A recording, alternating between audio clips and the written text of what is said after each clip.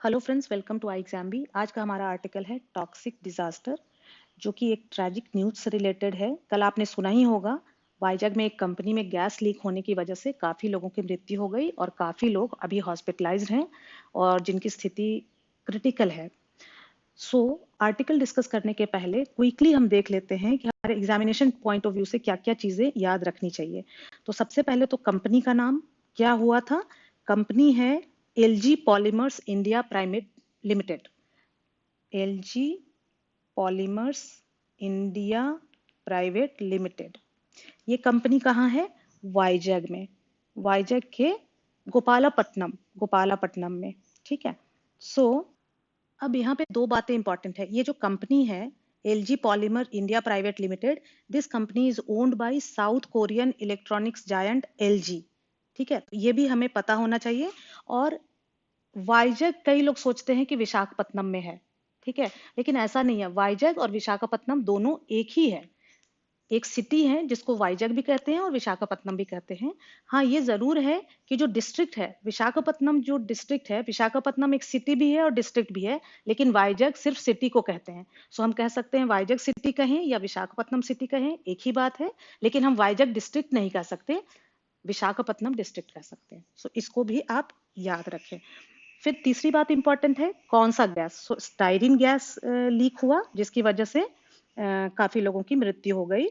अब ये गैस जब लीक हुई तो किस तरह से इसने अफेक्ट किया लोगों को, तो बताते हैं कि जो शॉर्ट टर्म एक्सपोजर है उससे रेस्पिरेटरी प्रॉब्लम हो जाती है, आंखों में इरिटेशन वगैरह होती है। और जो लॉन्ग टर्म एक्सपोजर है उसका खतरा ये है कि ये सीधा सीधा central nervous system, human body के सेंट्रल नर्वस सिस्टम को सीधा ये अटैक करता है। कार्सिनोजेनिक भी होता है, मतलब कैंसर भी हो सकता है। जिनको ये हुआ है उनके लिए आगे अगर तुरंत बहुत सही तरीके से इलाज नहीं किया गया तो उनको ये सब खतरे हो सकते हैं। अब हम आते हैं इस आर्टिकल पे। So the writer says the gas leak tragedy is a reminder that safety is paramount when exiting the lockdown. So paramount क्या होता है? Most important, बहुत ज्यादा महत्वपूर्ण है कि जब लॉकडाउन हम एग्जिट करें तो बहुत ही सोच समझ के सारे प्रिकॉशंस लेकर के करें। बहुत ही इंपॉर्टेंट है, नहीं तो इस तरह की घटनाएं होती रहेंगी। फिर बताते हैं कि जो टॉक्सिक केमिकल लीक हुआ इसकी वजह से काफी लोगों की मृत्यु हो गई और left 100 sick near Visakhapatnam in Andhra Pradesh, comes as a shock to a nation struggling to cope with a prolonged lockdown. So पहले ही ये जो प्रोलॉन्ग्ड लॉकडाउन है वो एक बहुत बड़ा चैलेंज है हमारे सामने, पूरे देश के सामने। और जब ये न्यूज आई तो वो एक तरह से शॉक था सबके लिए। तो एलजी पॉलीमर्स प्लांट में हुआ ये स्टायरिन गैस की वजह से। और so several deaths took place as people tried to flee and the chemical rendered them unconscious. So chemical की वजह से काफी लोग unconscious हो गए और कुछ लोग भागने भी लगे और उसकी वजह से भी कुछ लोगों की डेथ हो गई। There are horrific stories of people falling from buildings or into wells and ditches as they lost consciousness. So consciousness उनका खत्म हो गया तो कई लोग बिल्डिंग से गिर गए, कुछ कुएं में गिर गए। बहुत ही हॉरिफिक स्टोरीज हैं इस गैस लीक के होने के बाद क्या हुआ। और ये पहले विक्टिम है लॉकडाउन से एग्जिट होने पर, ये पहले विक्टिम है जो कि जब इंडस्ट्रियल यूनिट्स को रिज्यूम करने को कहा गया तो इस कंपनी में भी ऑपरेशन शुरू हुआ था और ये लोग पहले विक्टिम हैं। स्टायरिन गैस लीक होने की वजह से ये हुआ, जो कि हमने डिस्कस कर लिया है कि पॉली स्टायरिन प्रोडक्ट्स में बनाने के लिए यूज होता है। और ये कहते हैं कि अभी क्यों हुआ ये तो पता नहीं है, अभी जब इंक्वायरी की जाएगी तो पता चलेगा। लेकिन जो शेड्यूल है, schedule of the manufacture storage and import of hazards chemical rules 1989 है, उस शेड्यूल में वो ये जो गैस है स्टायरिन गैस वो इंक्लूडेड है। तो उस ऐसा नहीं है कि शेड्यूल में नहीं है और ये लोग इसको यूज कर रहे थे। The rules lay down strict norms on how it should be handled and stored. Although it will take an inquiry to establish what caused the incident, the company and the state government knew that the chemical was hazardous, characterized by poor stability under a variety of conditions that could even lead to explosive situations. So कहते हैं कि ये तो पता नहीं है कि क्यों हुआ, कैसे हुआ, लेकिन ये स्टेट गवर्नमेंट को और कंपनी को भी पता था कि ये हैजार्डस गैस है हार्मफुल है और इसको किस तरह से हैंडल किया गया, किस तरह से स्टोर किया गया, जो किस तरह से हैंडल करना चाहिए और स्टोर करने के क्या गाइडलाइंस है, उस तरह से किया गया नहीं किया गया, ये अभी देखने वाली बात है. It is also reasonable to assume that the safety mechanism built into the storage structures of something so hazardous was either faulty or allowed to be overridden. So यहाँ पे आपको समझना पड़ेगा, ये भी कह रहे हैं कि हो सकता है, ऐसा भी हम अज्यूम कर सकते हैं कि जिस तरीके से उसको रखा गया, स्टोरेज किया गया गैस को, वो या तो फॉल्टी था, मतलब गलत तरीके से रखा गया, या allowed to be overridden. Overridden यहाँ पे क्या करा, जब आप अपनी अथॉरिटी का इस्तेमाल करके, अपने पावर का इस्तेमाल करके गाइडलाइंस फॉलो नहीं करते हो. ऐसा होता है ना, अब पॉल्यूशन कंट्रोल बोर्ड से आता है कि ये गाइडलाइंस है, लेकिन कंपनीज उसको पूरा नहीं करती हैं. किसी का मान लो मिनिस्टर का फोन आ गया कि भाई आप इसको जाने दो, इसको आप ये जो गाइडलाइंस है नहीं फॉलो कर रहा है, फिर भी इसको आप अप्रूवल दे दो.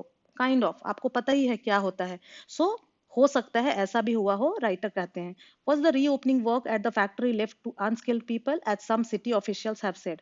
कुछ सिटी ऑफिशियल्स ऐसा भी कह रहे हैं कि जब ये रीओपन किया गई, कंपनी रीओपन की गई, तो अनस्किल्ड, जो कि इस काम के बारे में जिनको पता नहीं था, जो स्किल्ड नहीं थे, उनके द्वारा किया गया, इसीलिए ऐसा हुआ.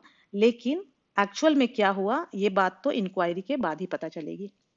Then in the second paragraph writer says कि जो गवर्नमेंट को तुरंत फोकस करना चाहिए, जो मेडिकल नीड्स हैं, जो अफेक्टेड हुए हैं, जो अभी हॉस्पिटलाइज्ड हैं, उनकी जो मेडिकल नीड्स हैं उस पर तुरंत ध्यान देना चाहिए बिना देरी किए, क्योंकि इसकी तुलना जो है 1984 के भोपाल गैस ट्रेजेडी से की जा रही है. पता नहीं आपको मालूम है कि नहीं, आप तो बहुत छोटे रहे होंगे, लेकिन 1984 में भोपाल में भी ऐसी एक ट्रेजेडी हुई थी. वो तो खैर काफी ज्यादा हुआ था, उसमें काफी मौतें हुई थी. सो कहते हैं कि उसके इफेक्ट्स काफी दिनों तक रहे थे. सो इस वाले केस में भी ये जो हार्मफुल केमिकल है styrene could have chronic effects beyond the immediate symptoms. कहते हैं कि इसका ऐसा नहीं है कि तुरंत ही सिम्टम आया है, ये बाद में भी लोगों को बीमार कर सकता है. इवन कार्सिनोजेनिक इफेक्ट्स हैं, नर्वस सिस्टम को अफेक्ट करता है. सो इसीलिए जल्द से जल्द जितना हो सके उतना ट्रीटमेंट और सारी मेडिकल केयर होनी चाहिए, ताकि इनको इन चीजों से बचाया जा सके. International safety literature cites it as a substance that may cause cancer. There is thus no safe limit for exposure to it. Salesium payments and compensation for the victims and families are important, but so is access to the highest quality of health care for the victims. Salesium क्या होता है? जो compensation, जो मुआवजा दिया जाता है. आप सुनते होंगे जहां भी कोई ट्रेजेडी होती है तो गवर्नमेंट कुछ अनाउंस करती है. So that is salesium. Important word है, याद रखिएगा.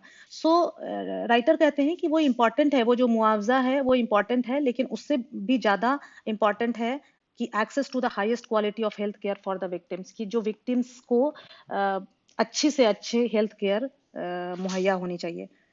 जो गोपालपट्टनम में हुआ is also warning for industries across India. Although some may see the incident as a consequence of the lockdown, the states have the authority under the central government's order to exempt process industries. It needs no special emphasis that safety of industrial chemicals requires continuous watch with no scope for waivers. कहते हैं कि इससे सबक लेना चाहिए. ये जो घटना हुई है गोपालपट्टनम में, वो एक वार्निंग की तरह लेना चाहिए बाकी इंडस्ट्रीज को, और उनको बहुत ही सोच समझ के काफी प्रिकॉशंस के साथ डिसीजन लेना चाहिए अपनी कंपनीज reopen करने के लिए. As India aims for a wider manufacturing base, it needs to strengthen its approach to public and occupational safety. Transparent oversight is not a hurdle to industrial growth. It advances sustainable development by eliminating terrible mistakes. So कहते हैं कि अभी चूंकि lockdown और ये pandemic के बाद ये हो रहा है कि बहुत सारे देश चाइना से नाराज हैं, तो हमारे पास ज़्यादा इंडस्ट्रीज आएंगी. सो जब एक तरफ इंडिया ऐसा सोच रहा है, तो इसको अपने जो पब्लिक एंड ऑक्यूपेशनल सेफ्टी है उसके प्रति जो अप्रोच है उसको स्ट्रेंथन करना पड़ेगा. In the end, he says, transparent oversight is not a hurdle to industrial growth. It advances sustainable development by eliminating terrible mistakes. कि अगर ट्रांसपेरेंट रहेगा, लोगों को पता रहेगा कि सिस्टम पूरा ट्रांसपेरेंट रहेगा, क्या हुआ क्या नहीं हुआ, तो ये इंडस्ट्रियल ग्रोथ के लिए हर्डल नहीं है. लेकिन it will advance sustainable development bye eliminating terrible mistakes, बल्कि वो टेरिबल मिस्टेक्स से बचाने में मदद करेगा। सो इम्पॉर्टेंट न्यूज हमने देख लिया। एनडीआरएफ भी यहाँ पे, एनडीआरएफ पुणे से वाइजैक पहुंच गई थी। एनडीआरएफ क्या है? National disaster task force. तो पुणे, ये जैसे ही खबर मिली पुणे से ये लोग वाइजैक आ गए थे। तो इस न्यूज से रिलेटेड जो एग्जाम में क्वेश्चन आएंगे उसके लिए एक ये भी इंपॉर्टेंट है। प्लस हमने कुछ वर्ड्स भी देखे, रेंडर, ओवररिडन और एक सलैशियम, ये 3 इंपॉर्टेंट वर्ड्स थे। कल हमने देखा था क्लैरियन कॉल, इंसिपिड। सो आप लोग लिखते नहीं हो, मैंने ये बोला है कि हर दिन आपको या तो वर्ड्स से सेंटेंसेस बनाने हैं या फिर जो आपने समझा उसको शॉर्ट में लिखना है 3-4 लाइंस में, सो दैट कि आपका राइटिंग स्किल इंप्रूव हो। It is very important, you need to understand. So I hope you will write something and thank you friends, thanks for watching.